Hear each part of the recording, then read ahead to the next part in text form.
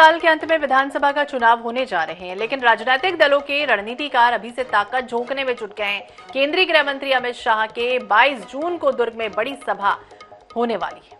शाह के दौरे को दुर्ग संभाग में कांग्रेस के गढ़ को भेदने की तैयारी के रूप में देखा जा रहा है। शाह का दौरा भाजपा के लिए चमत्कारिक होगा, इस बात की आस भाजपाइयों को है। इस दौरे को क्यों खास माना जा रहा है, समझने के लिए जानिए दुर्ग संभाग का सियासी समीकरण।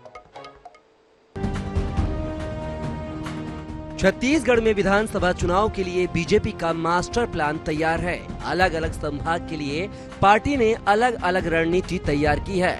वीआईपी सीटों पर वीआईपी स्तर के नेताओं की फौज उतारने की तैयारी है।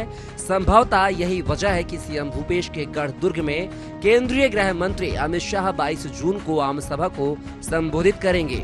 आपको बता दें कि सीएम भूपेश बघेल कैबिनेट के 1-2 नहीं बल्कि 5 मंत्री दुर्ग संभाग से हैं। पिछले चुनाव में दुर्ग संभाग में 20 में से 17 सीटें कांग्रेस ने जीती थीं।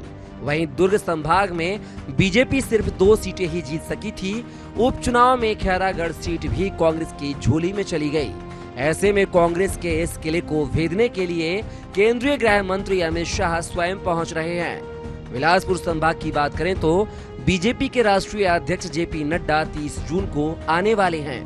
हमारे नेता लोग जो है परिश्रम करते हैं और चुनाव है, आएंगे। आप भी बुलाइए अपने नेताओं को, उसके अंदर में कौन सी बात है। वैसी भारतीय जनता पार्टी के आ रहे हैं, आपको तिल मिलाने की जरूरत नहीं है। ये हार की खींच है। देखिए, ओम माथुर जी का दौरा चल रहा है, भूपेश बघेल भयभीत है।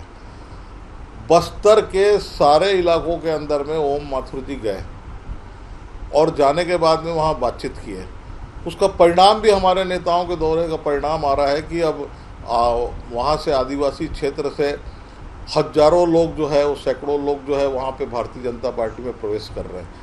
और बस्तर में मुख्यमंत्री जी के घबराने का कारण ये है कि बस्तर के अंदर 12 के 12 सीटें जो है वो अब उनके हाथ से खसकती नजर आ रही है।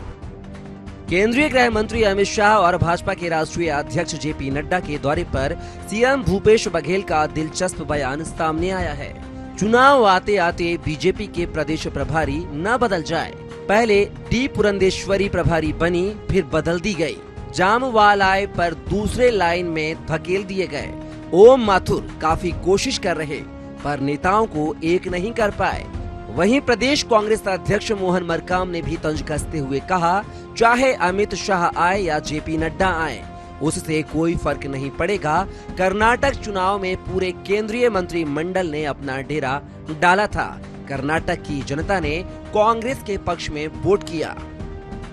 देखिए, चुनाव आते आते प्रभारी और मत बदल गया, मुझे इस बात से चिंता है। क्योंकि दुर्गावती जी बदल गई, जामवाल जी आए, उसको सेकंड लाइन कर दिए। फिर क्या नितिन नवीन जी आए, वो भी अब हाशिए पे है। अब हमारे सीनियर लीडर आए हैं माथुर साहब, तो उसकी भी स्थिति वैसी ना हो जाए, क्योंकि वो बहुत प्रयास करने के बाद इन लोगों को एक मंच में ला नहीं पा रहे हैं। वो अकेले हेलीकॉप्टर में घुमाए पूरा बस्तर। जब तक स्थानीय नेता नहीं होंगे उसके घूमने से क्या होगा। मुझे नहीं लगता, चाहे गृह मंत्री जी आए, चाहे जेपी नड्डा जी आए, अन्य नेता आए, उससे कोई फर्क नहीं पड़ेगा। आपने देखा होगा कर्नाटक का चुनाव में 2-3 महीने से माननीय प्रधानमंत्री जी, माननीय गृह मंत्री जी और मंत्रिमंडल, पूरा केंद्रीय मंत्रिमंडल वहाँ पे डेरा डाला था। अलग अलग प्रदेशों के मुख्यमंत्रियों ने वहाँ डेरा डाला था। फिर भी कर्नाटक का चुनाव में वहाँ की जनता ने तय कर चुकी थी कि हम कांग्रेस के पक्ष में वोट करेंगे और रिजल्ट भी वही आया। उम्मीद से कहीं ज्यादा सीटें हम जीते। अमित शाह के छत्तीसगढ़ दौरे का सबसे दिलचस्प पहलू यह है कि 2018 के विधानसभा चुनाव में अमित शाह ने ही भाजपा के लिए मिशन 65+ तैयार किया था और बाजी कांग्रेस ने मारी थी। अमित शाह एक बार फिर छत्तीसगढ़ के दौरे पर हैं। अब यह देखना दिलचस्प होगा कि उनके इस दौरे से भाजपा के लिए सत्ता में वापसी की राह बनती है या नहीं। रायपुर से INS 24/7 के लिए स्वप्निल गौर खेड़े की रिपोर्ट।